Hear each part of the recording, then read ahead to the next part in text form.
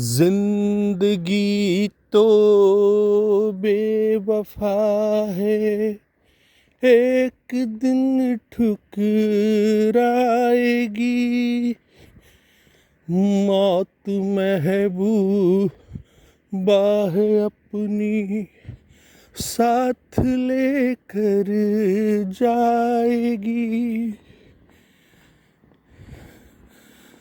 हो जिंदगी तो बेवफा है, एक दिन ठुकराएगी। मौत महबूबा है अपने साथ लेकर जाएगी। मर के जीने की अदा जो दुनिया को सिखलाएगा, वो मुकद्दर का सिकंदर, वो मुकद्दर का सिकंदर जाने मन कहलाएगा। रोते हुए आते हैं सब, हंसता हुआ जो जाएगा।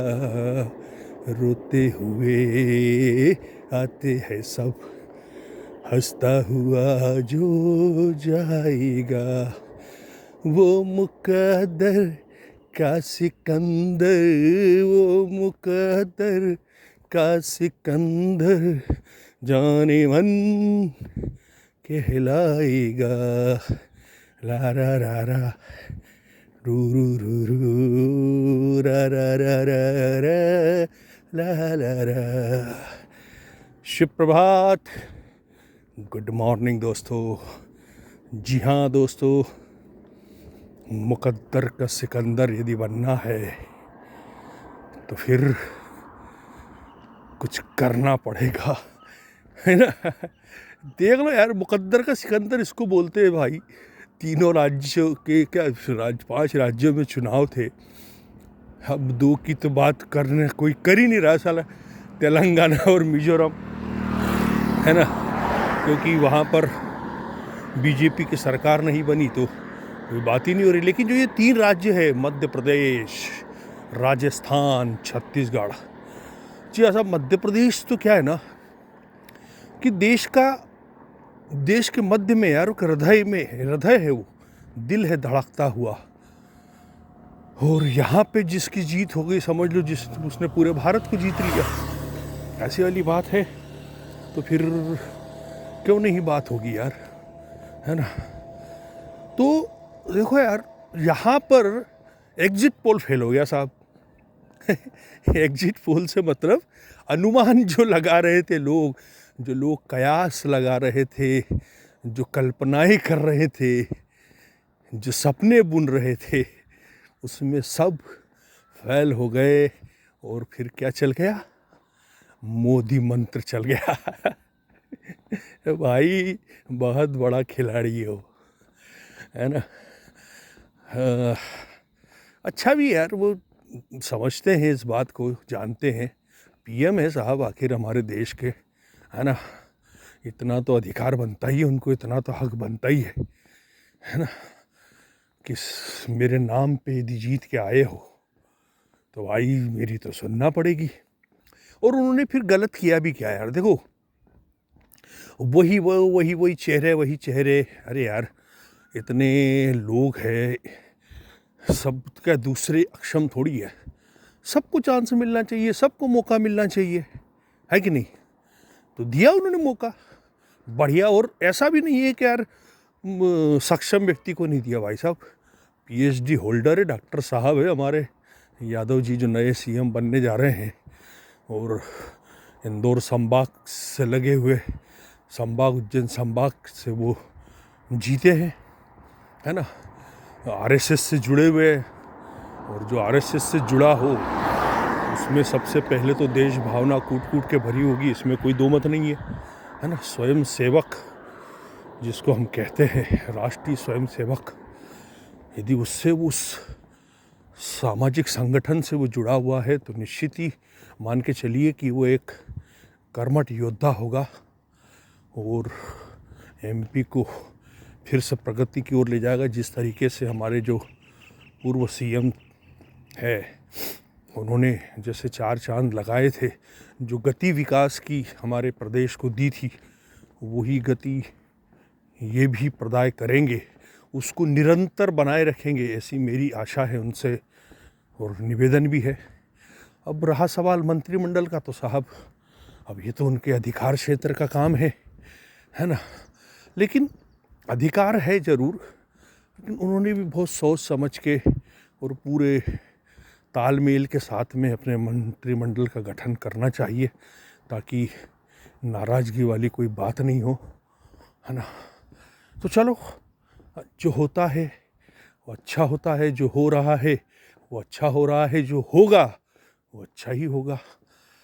ऐसे तीनों स्टेट, और ये केवल उदाहरण एमपी का नहीं है साहब, छत्तीसगढ़ में देख लो, वहाँ नया चेहरा, राजस्थान में देख लो, वहाँ नया चेहरा, है ना।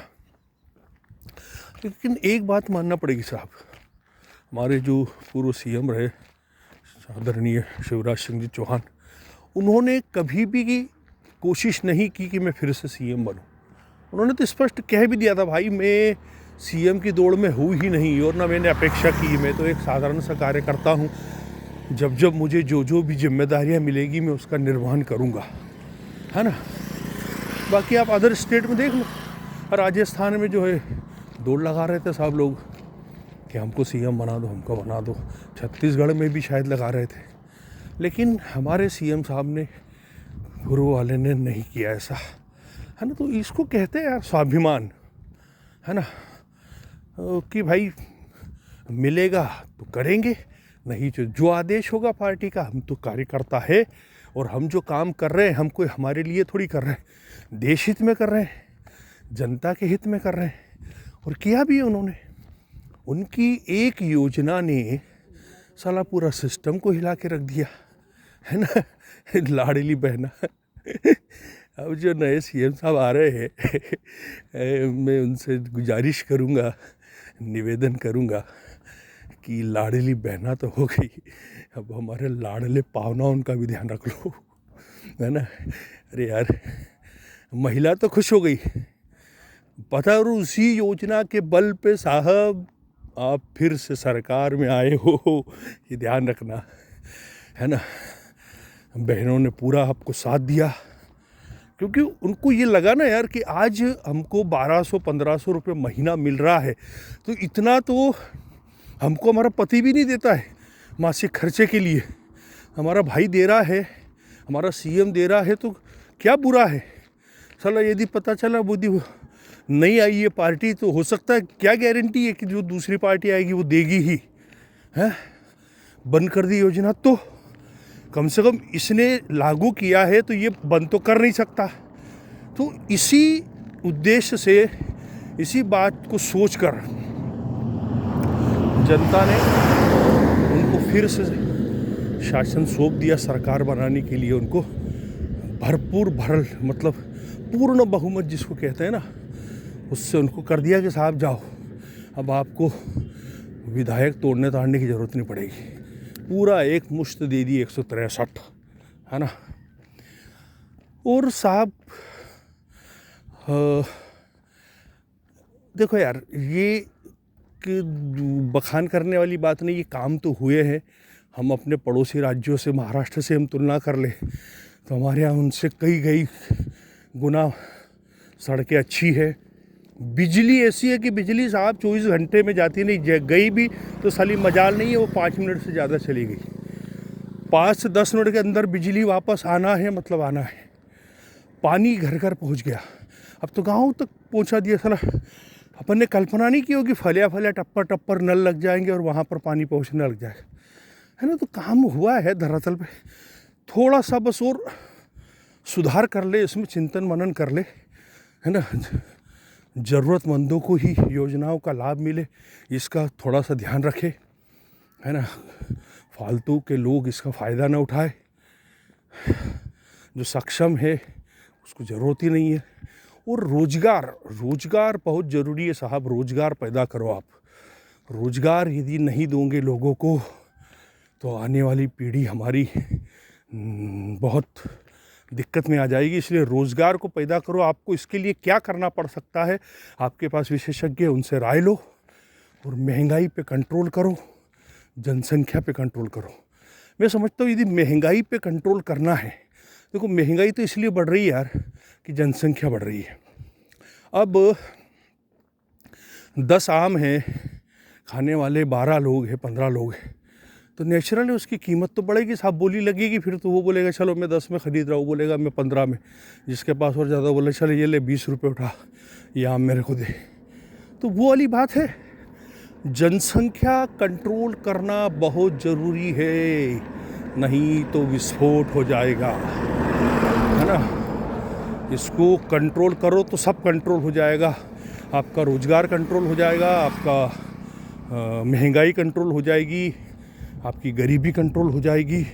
तो सबसे बड़ी जो जड़ है वो जनसंख्या है, इस पे ध्यान देने की आवश्यकता है। तो तीनों राज्यों के सीएमओ को साधुवाद, आगे के कार्य करने के लिए बहुत बहुत शुभकामनाएं। आप अच्छे से काम करें, अच्छे से लोगों के लिए काम करें, गरीबों के लिए काम करें, बूढ़े बुजुर्गों के लिए काम करें, है ना। शिक्षा के क्षेत्र में, स्वास्थ्य के क्षेत्र में, बेरोजगारी को दूर करें। इन सब चीज़ों को करने का प्रयास करें और प्रदेश को आगे बढ़ाते हुए देश का मान आगे बढ़ाए, इसी आशा के साथ थैंक यू वेरी मच। आप सभी का दिन शुभ हो।